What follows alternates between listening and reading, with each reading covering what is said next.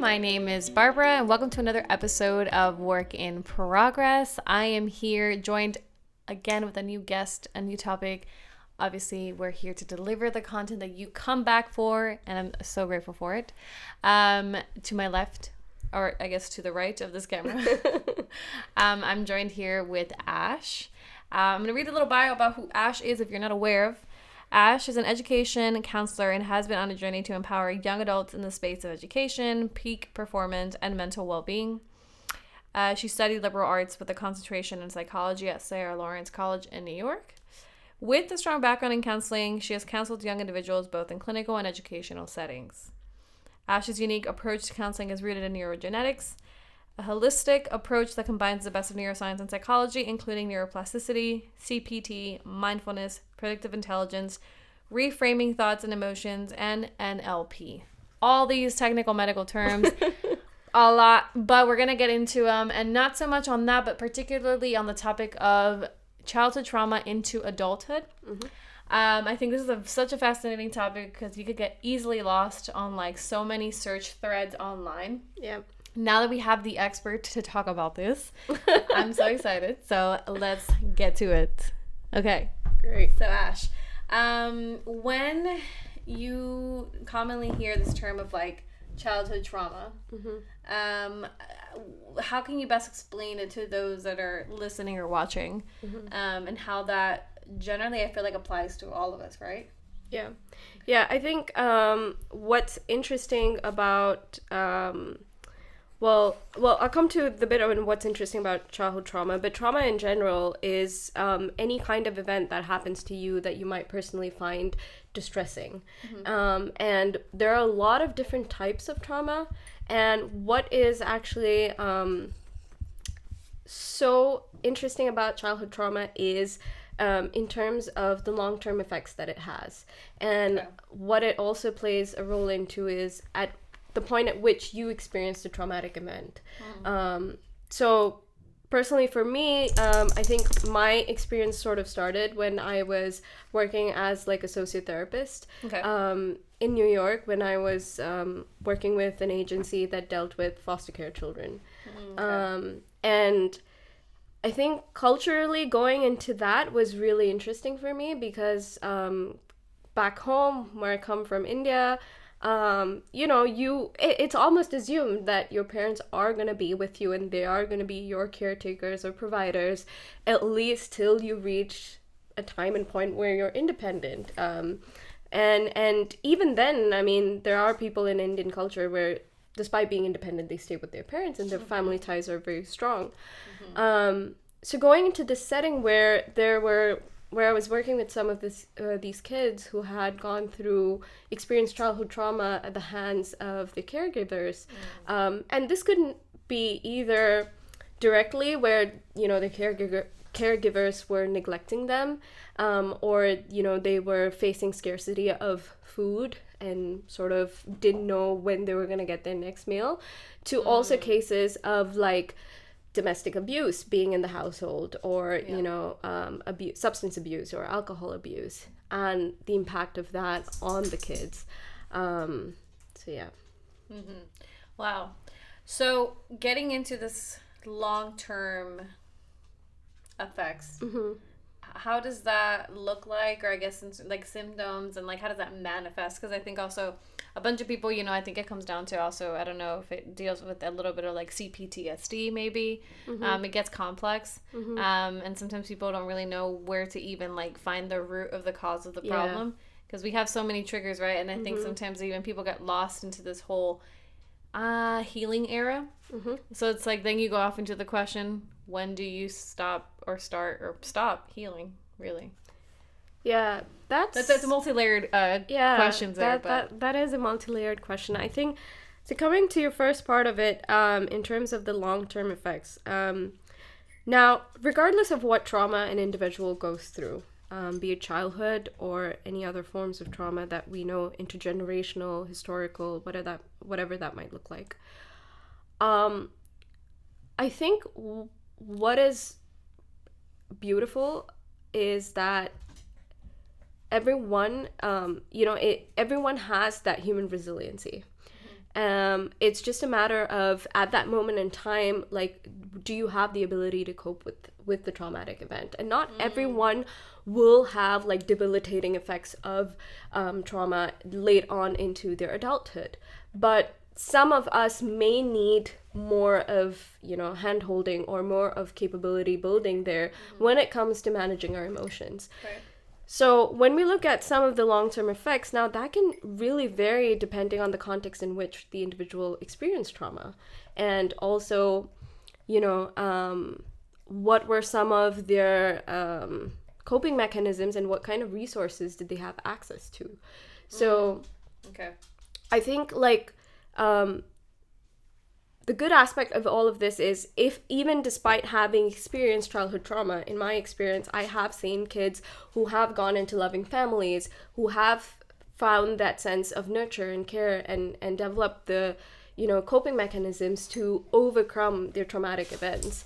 But for some of them, I think what happens is, so if you look into the worldview of a child, yeah, the primary responsibility of a caregiver at that point in time is to provide that sense of security, to provide that sense of attachment, and to basically make you feel safe and loved at the end of the day.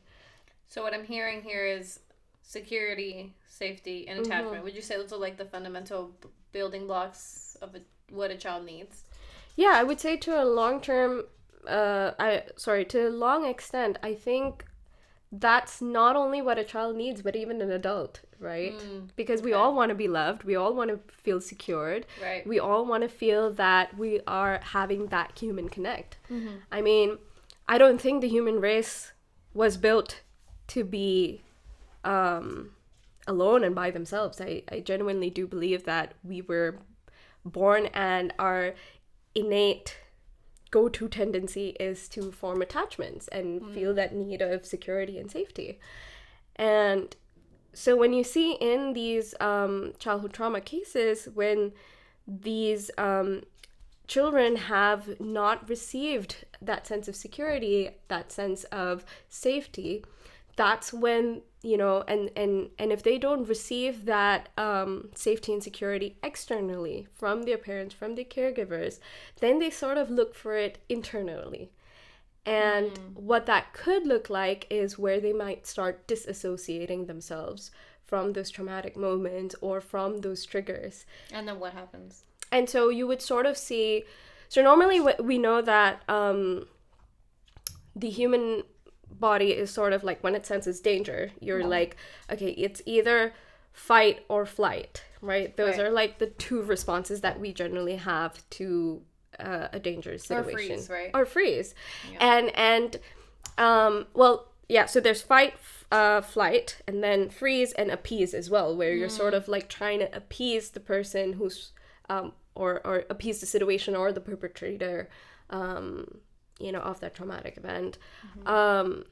So in terms of when you start disassociating at a child, when you've experienced childhood trauma, what we start seeing is, and when this continues to be like the go-to coping mechanism, because now what happens is when they disassociate, there's like a meaning making that happens. Right. So, for example, like if they've experienced like domestic violence in their household, they're probably, I mean, this would differ person to person, but one of the worldviews that one person could have from that is, okay, this world is a dangerous place. Like, or love. Or I can't trust people. Or to be loved, you know, violence and love, it sort of intertwines itself. Yeah. And so they sort of develop like these kind of meaning making of these situations, and what you start seeing is when they later go into or experience relationships themselves, for example in the case of if they've been a victim of domestic violence, you might see that you know sort of being like cut off or not in touch with their emotions, or the tendency to distrust and, you know, essentially not form committing long-term relationships. Have you given it enough thought of, like, for example, and let's say we could apply this to, like, let's just, the first thing that came to my mind was, like, dating. So, like, if two people are trying to get to know each other, and things are going great, but then somewhere along the lines there's some sort of, like, fallout for whatever reason. Could it be for, let's say, childhood trauma? What are, like, from what you know, what are some things that are commonly said that in these situations that highlight this topic of, like, this is evidently coming from your childhood trauma, which is the reason why you aren't ready to date, or the relationship didn't work out for XYZ reasons, and you know? Yeah, so that's interesting, right? Like, I've always thought of trauma as, like, sort of the opacity of trauma. Because,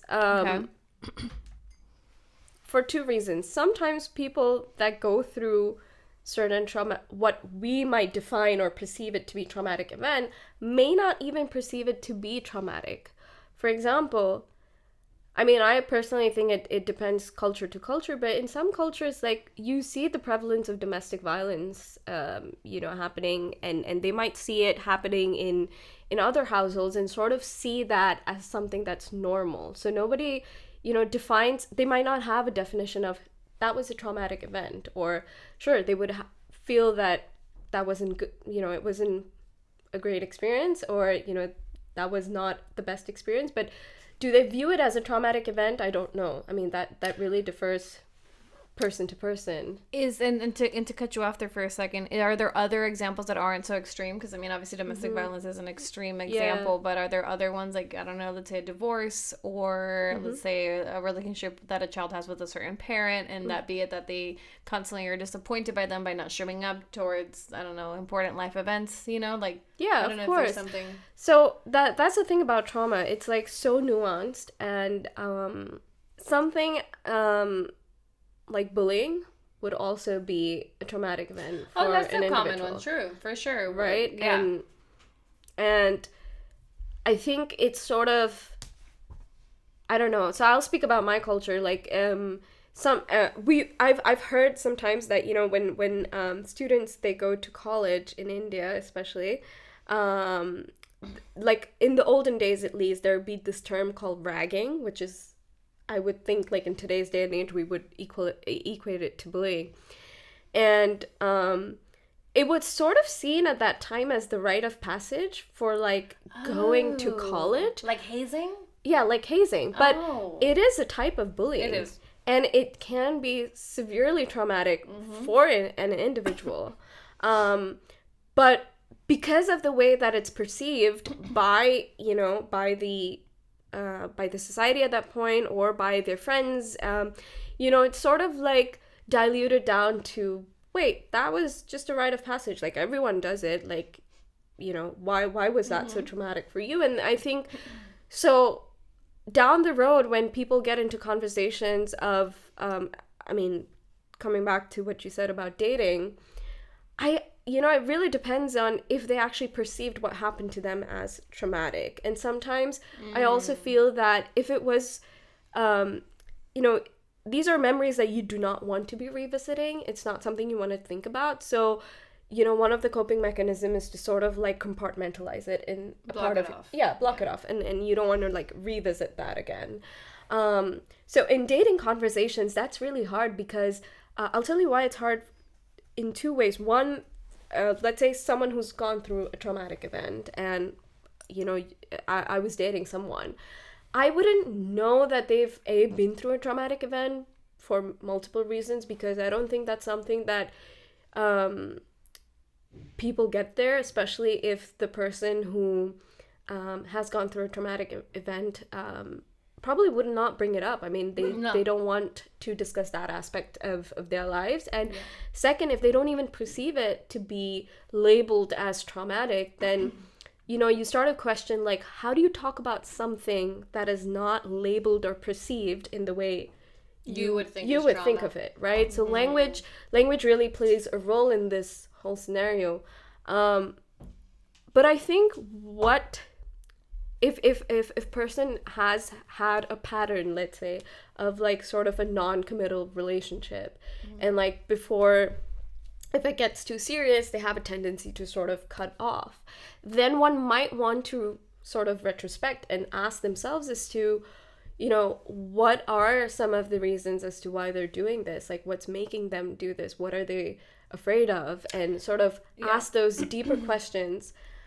But that requires a level of awareness. A great deal of level of awareness, which I believe from my own personal experience with myself, and even with with dealing with people, whether it's in a romantic or a platonic friendship type of way, not everyone is aware.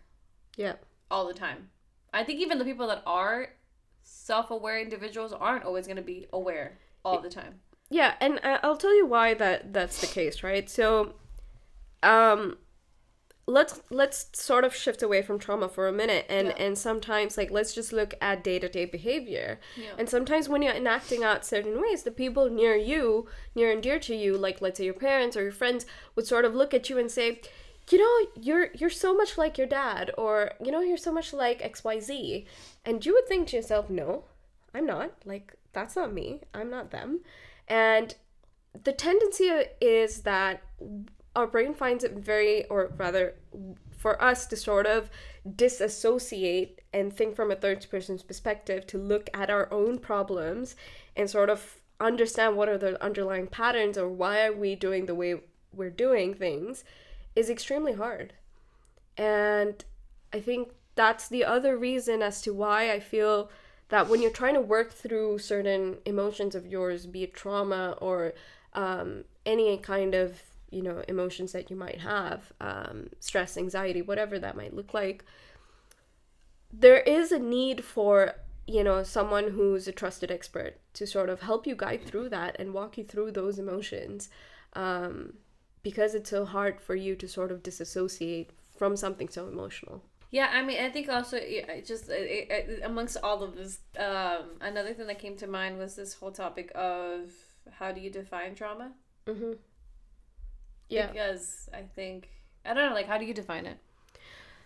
So I think my personal definition of trauma would be that, any event or incident that has happened and that is distressing, that is causing you any kind of discomfort on a mental, emotional level, and that continues to sort of, affect you. And I think that,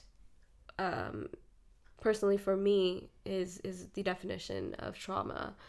And then again, it's like, there's so many types of traumas that are there. There's so many, there's also like secondary trauma, like, sometimes when you're hearing someone talk about their traumatic event, you might actually be affected by it. And, there is a term called secondary trauma as well, where you could be traumatized by what they have to say. Which I think, like, a lot of people might not really see as trauma. You know what I'm saying? Like, they wouldn't see it that way. That's why I think it's... So do we subconsciously choose what is traumatic and what is not? I don't think we have... It sounds like an off-on switch. Yeah, I don't think it's as much as of a conscious choice, but I think what happens there is when we look at our own individual cultures and when we look at our own individual upbringing, there is sort of a collective unsaid understanding of what trauma might look like, or what things might be considered traumatic and what things might be like, just deal with it, man up, like, what's the big deal? That kind of narrative of things, right? And it's all about it, because there's this sort of a unsaid conversation that is happening where, so you might experience something that's traumatic and you would sort of define it as traumatic. But then there's also the culture's reference of what that might be, and then they're sort of like informing you at the same time, saying, this is what we think to be traumatic. So there's sort of like this upload-download system that's going on, if that makes sense. Mm-hmm. And I think that's where the conversation around language and expression and culture really gets into the space, because like, how do you express something that you don't know how to define or isn't perceived to be what others might consider to be traumatic, and then how do you communicate, how do you talk about that? It's all very interesting. It's like not so black and white. Yeah, I At think, all. and At all. I think that's why, I guess one of the things I'd want to say to whoever's listening to this is trauma is so nuanced. And I think the best indicator of if you've gone through a traumatic event is you personally. And if you feel that in any way or form that it is impacting you on an emotional level and it is sort of impeding you from doing certain things or coming in the way of your relationships or whatever that might look like, you know, you should probably try and seek some kind of expert help, or at least go and express that to a trusted someone, where you feel safe and connected to express your thoughts and emotions. I'm also so glad you said that, because a lot of people, I think what they do is that they fall into these like subconscious habitual patterns of seeking help from people that can't help them. Yeah. And I mean that in the sense of like, whether that be a friends or even a relationship. Yeah. And it ends up just like spiraling. Yep. Into unhealthy, sometimes even toxic behaviors. Yeah. So I'm glad you said that. Yeah. I think that you know, that choice is a bit hard, honestly, because yeah, that's a hard choice to make, and you know, because sometimes people might open up to someone who's close and near to them, be it a friend, sibling, or a family member, and they might do that with all the hopes of like actually getting genuine advice, but the person on the other side who they're seeking the advice from, at the end of the day, it's also about their perception and, you know, how, I guess, nuanced or aware they are about the impact that this event or the experience had on this individual. And sometimes not with the intention of hurting this other person, but I think just because of whatever culture, upbringing, whatever their own perceptions, right? They might just not make much of it and not think that it's a big deal, and it might not be the advice or the help that you might be needing, and that's a hard place to be, because honestly, like, when you're in that situation and you're reaching out to someone and you're looking for help, if that's the response that you get, I think a lot of the questions, at least in the mind of some of the clients that I've spoken to, is like, well, when my near and dear said this, like, there was no way I could reach out to anybody else, because that sort of breaks your trust, and, you know, you're vulnerable in that space. Absolutely. Yeah. And it's I think it's a hard situation to be in, but nonetheless, that's why I would suggest that if you still feel that if that was not helpful, that conversation didn't help, then definitely reach out to a trusted expert. And on that note, also, I wanted to say that when you do reach out to a trusted expert, at the end of the day, it's all about like the rapport that you have with the psychologist, with the expert, whoever that you. Not every psychologist is going to be the right fit for you. Yeah. And not to get discouraged. And not to and not to get discouraged in that process. And of course, there are alternatives to, like, I mean, you don't only have to reach out to psychologists, right? Because I'm here thinking about people who don't have access to healthcare, where the insurance doesn't sort of cover mental health, and so what do they do, what right? do you do? Yeah. And so that starts like a whole new conversation up. And I think in that moment or situation, one of the places that I think can be helpful is sort of reaching out to, like, you know, if you can, if you're religious, or, you know, if you have a pastor in your church or a priest or anyone in your community, that could sort of help you out or give you some kind of semblance, would be a good place to start, especially like when we think of situations where we're looking at like suicidal tendencies, right? And that's when you really, really want to get the required help. So yeah, I think. Yeah, and I think even playing off that as well. I mean, because, I think a lot of people always like look to like their families, and that may be the source of their trauma, or it could be their partner, and that may be a source of their trauma. So that's also something else that I as you were talking, I thought about like, damn, okay, then what do you do? Who do you turn to? Yeah. Yeah, and I think sometimes we just have to recognize that our partners or our parents or siblings or friends may not be equipped in the best way possible. Like, I think they might have the best intentions for you, they love you, they care about you, but they're just not equipped. It's not, for example, I mean, it's as simple as, let's talk about this, right? If you have like a bleeding appendix, or if your appendix hurts, or if you're having any other physical health conditions, you're not gonna go to your parents and ask them for genuine medical advice, because they're not the experts in that field. Mm-hmm.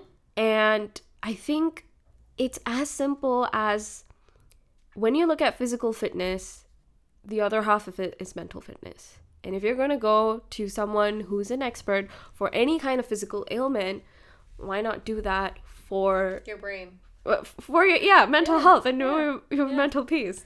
But I understand the challenges that are associated with that as well. I could speak on this. I when I went through my whole depression journey, let's call it a journey, back in 2019, I, at the time, I did have a therapist, but I did other things as well on top of it, that it wasn't just like I had this bi-weekly hour session. At the beginning, it was every week, and then it, decreased in the frequency that I went to her.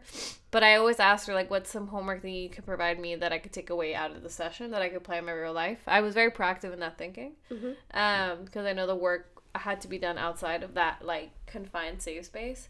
So what I did was, like, besides using her exercises and methods and suggestions, I also, like, did a lot of, like, TED Talks. Like, I would, like, listen to TED Talks. I would, like, just go to, like, these, like, I guess you could say public figures in the space of mental health. I don't know what your thoughts are on that, but that really helped me a lot. I also got more into yoga and meditation and all these different kinds of, like, avenues, that it wasn't just, like, one thing, because I think also this whole discussion of, like, therapy is could be a one-size-fits-all type of discussion, and I don't think that's obviously true for everyone. Because even entertaining the idea of, like, somebody who's never been to therapy or can't afford to therapy, for example, either latter, where do you begin? I think also even the idea, let's say you can afford therapy, is a big thing. Because then it's like you then stepping into the acceptance of, I need to seek professional help, which to some people might be overwhelming. So then what small steps can they take? And that's what I did. I don't know if you would agree if that was a smart choice, but it worked for me. I think that's a great question. Because as much as we could sit and go into the nuances of trauma, and I mean, I think we've established to a certain extent it's complex, it's very individualistic, and I would rather come to sort of focus on your question, right? It's like, okay, what other avenues are there for someone who may not and cannot access or afford sort of the traditional, like, psychologist or therapy that we might consider. So in your experience, as you said, like, you sort of went to looking at TED Talks and looked at these public figures who sort of spoke about mental health.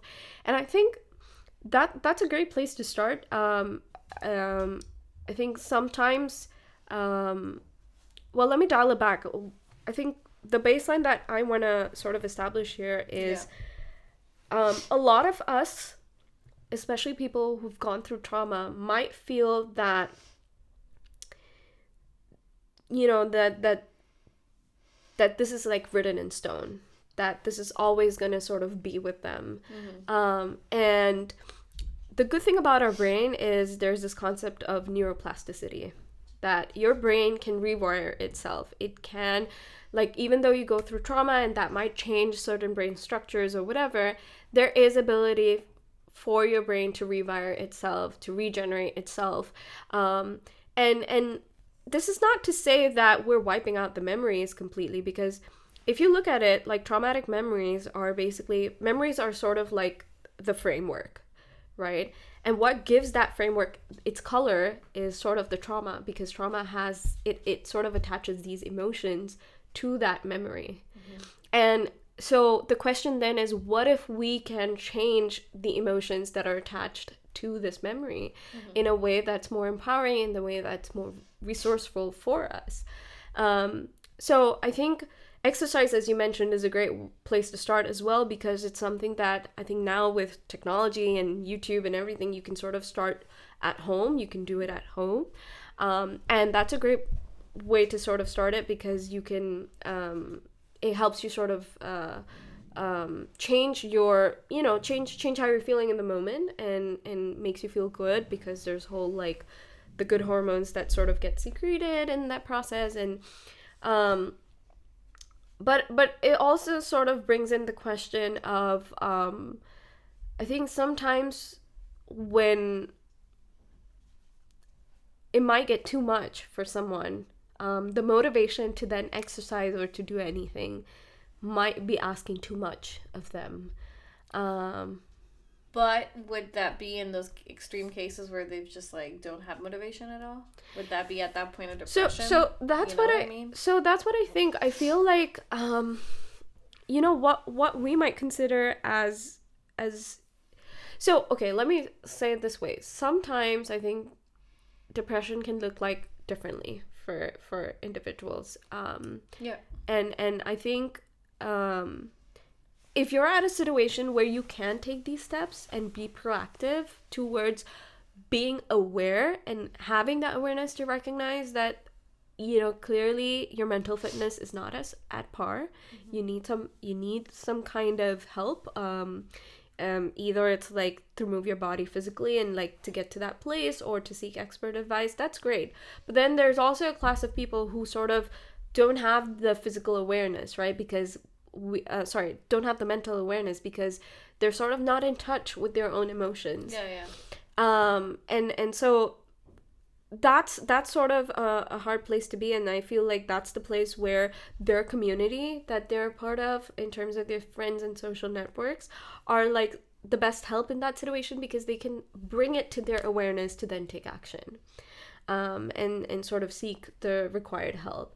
Now, if you aren't going to a therapist, and let's say if you don't want to go through the traditional way, there are many other ways to actually do it.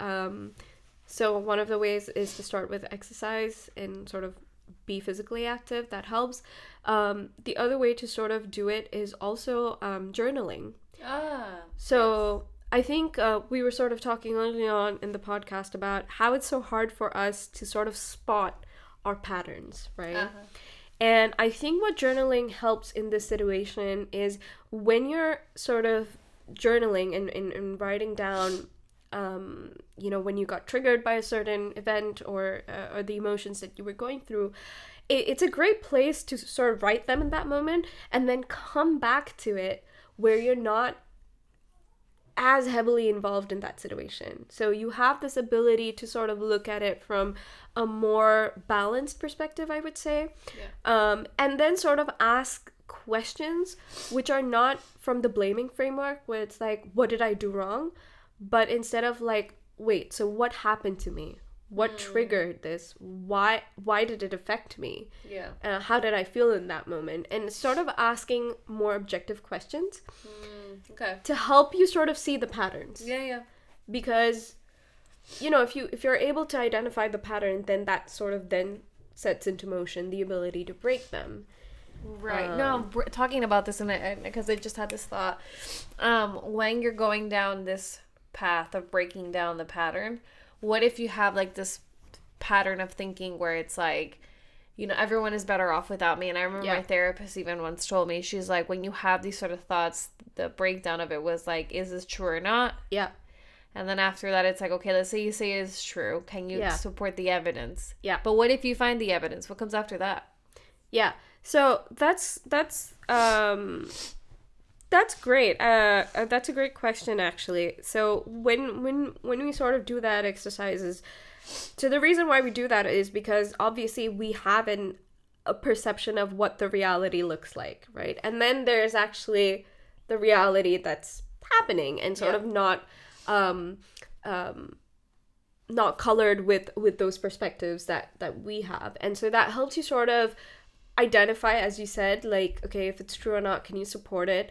And if you get into a situation where you can sort of find facts or evidence to sort of support your unresourceful thinking, let's just call that, I would sort of state is like, in that moment, like, everyone is better off without me, then it's sort of to also understand or sort of take a step back and ask yourself questions in terms of, you know, who are the people here that would sort of miss me and you know, like, who care about me, who love me, and you sort of want to start, like, maybe you could just simply start writing their names down and you know, like, look and think about certain memories that made you happy and when you were with them, and then come to a realization that you actually don't want to go into that space, and that's not really, sure, there are evidences out there in 2 or 3 situations where, yes, you might have had a fight with XYZ and it was unpleasant, but like the majority of the moments of the people who care about you and you care about them as well and are as part of your community, one would be able to sort of get to a point where they'll be able to differentiate that. And if they are unable to do that, and that thought keeps feeding into itself, then you really need someone else to sort of step in, because I was gonna say, because I feel like whenever you have those sort of beliefs, especially that dark and negative, it's easy to just immediately fall into it, into that heaviness. Absolutely. And I think what the journaling there helps you to do is build awareness. But then again, it may not necessarily help you sort of take charge. And that's the thing that I think a lot of viewers, if you made it this far into the episode, I think that's also something that, like, I really want for everyone listening, watching, to take away. It's like, once you've built that awareness, it's like taking the action that I think is missing, because it's like, what tools, right? Like, beyond the journaling, beyond the self-awareness, like, it's like, okay, let's start implementing, let's start taking the action. And I feel like, that's what I think people need, you know. I don't know. Well, like, that's, I feel, to an element and an extent, is intrinsic. You want to be able to fight for your own life. You want to be able to make a more pleasant living experience on this planet for yourself. But what if you don't reach those points? Then what happens? You know, I don't know. I don't know if you can answer that, but I think about those people that, like, maybe feel ashamed about going and seeking help, but they're aware that they need it, you know? I think one of the things over there that sort of could help, and this is more, so yes, there are efforts that an individual needs to take, but the society in itself also needs to support the individual, right? And that's where we come into the conversations of mental awareness and sort of like being sensitive to other people's, you know, sort of triggers or emotions, and creating those safe spaces, like be it in work or home, in professional and personal lives, and also as friends. Like, if you know, if someone's sort of sharing something with you, and they're being vulnerable, it's a sign that they trust you. And if someone's putting their trust in you, I think as a friend, you know, whatever you can try to help them in that moment, you should. And if you feel that you're not best equipped, then you should try and find ways to help them get the professional help that they need. And that doesn't need to be therapy. Like, for some people, like, I know in the past, some of my clients, where they've had to take certain kinds of mental health drugs, they homeopathy has actually been a good alternative to that. And some people, you know, for some cultures also, it might be okay, and I say this in air quotes, to go to a homeopath versus a therapist, just because of the way they're perceived. And if that's the case, that's totally okay. And if that helps you, that's totally okay. And So it's not, there's no set model for, I guess, what help should look like. I think you should definitely go to a professional. You should definitely seek guidance from someone who knows what they're doing. But that doesn't necessarily need to boil down to a therapist. Right. And I think that's important to identify. So, because there's so many nuances, right? There's the culture. There's also, as you said, like there's some people might feel. I remember having a dinner conversation with someone, and they were saying, because I was asking them about, like, in Germany, like, how is it with mental health, and, you know, do people go to therapists? And I remember him saying, like, no, we don't like to talk about our problems as much, and sort of like you don't talk about them, you sort of just accept them. Because there's also the worry of, like, what if my work finds out, because my insurance is, you know, with my employer, and like if I go for therapy, how's it going to reflect, and but then it might just be okay to go a homeopath, because, well, then it's sort of a bit more, leaves room for ambiguity. Exactly. And by all means, that's okay. I don't think there's one set rule to what help should look like.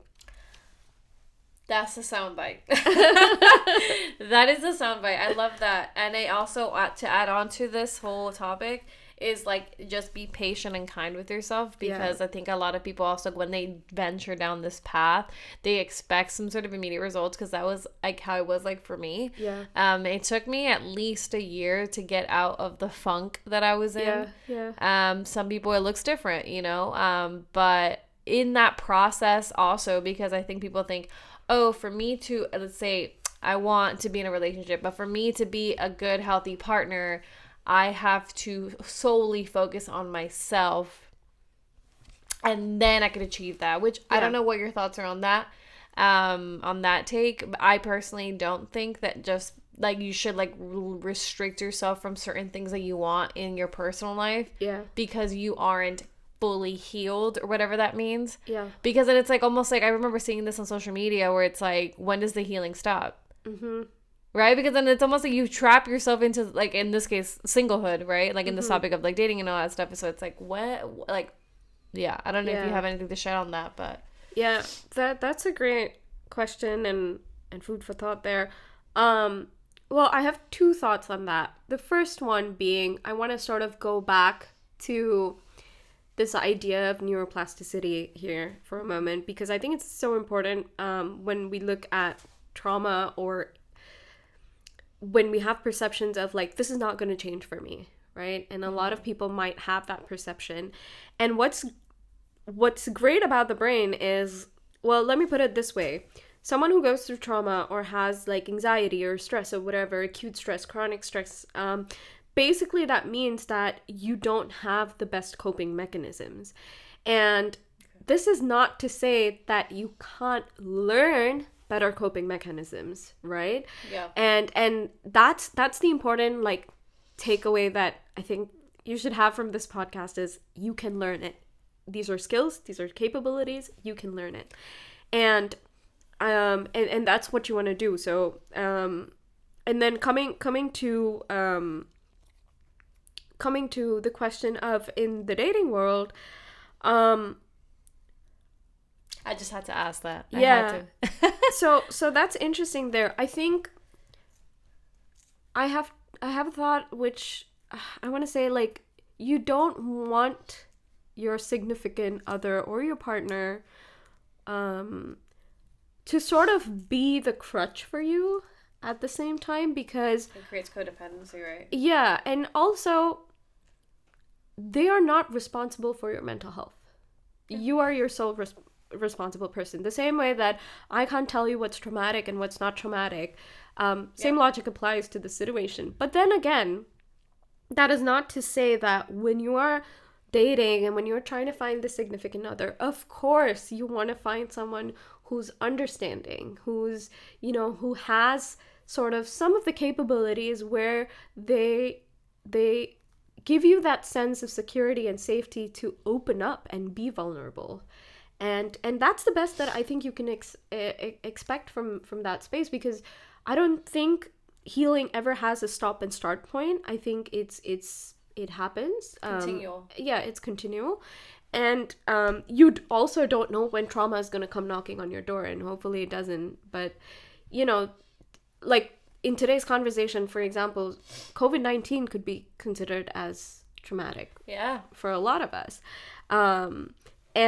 And so you don't know when you're going to be faced with such adversities. But the only thing that you can expect and hope when you're in search or looking for a significant other or a partner is that they make room for you to be vulnerable, and they create that space with a lot of love and safety. And hopefully they can be there for you when you need them. And yeah, I think that's what you can hope for. Yeah. Yeah. So if you're listening, if you're watching, you can allow yourself to be happy while also healing. Yeah. Yeah. And you deserve to be in all ways and means. Yes. Well, now that we're coming to the conclusion of this riveting conversation, I feel like I could talk to you for hours. Yeah. And if you guys enjoyed this topic or Ash as a guest and you want her back, let me know if you're watching on YouTube in the comments down below. And we'll bring her back, and you could make your suggestions on like, hey, ask, have Ash talk about this topic. And so if there's anything you want to add, this is your shameless plug moment. Where can the people find you on social media, or what are, some things that you just want to leave the viewers, watchers with like that last moment? Yeah. So, I think for me personally, as Barbie might have sort of established that in the introduction, I'm sort of interested to work with young adults, or what I like to call like emerging adults, and that phase in life, because personally for me, it has, there were a lot of decisions that I had to make and navigate through life, which were not the easiest. And I think that sort of inspired me to sort of work with young adults in that space. And my hope for the future is, of course, to sort of make mental health a conversation that we all can talk about and be vulnerable in. And I sort of try and do that as much as I can through my Instagram, which is called Evolve with Ash. And I believe that we as human beings are constantly evolving for the better. And so if you're interested to come on that journey with me and evolve with me, then you can follow me on Evolve with Ash on Instagram. And I'll be posting more content around mental health, and also just techniques around like what you can do for focus, for peak performance, stuff like that. So yeah. Love that. Well, you've heard her here. Give her a nice little follow, and don't forget to always rate, like, and subscribe wherever you're listening and watching on these streaming service platforms. I want to say thank you to everyone who's made it to the very end. I'm super, super grateful to everyone who supports this podcast week after week. And share with everybody, your mom, your dog, everyone in your life. Your partner. Yes. Can't forget that. Well, thank you so much, Ash, for joining the Work in Progress. It's been a pleasure. Thank you. And I will see you on the next one.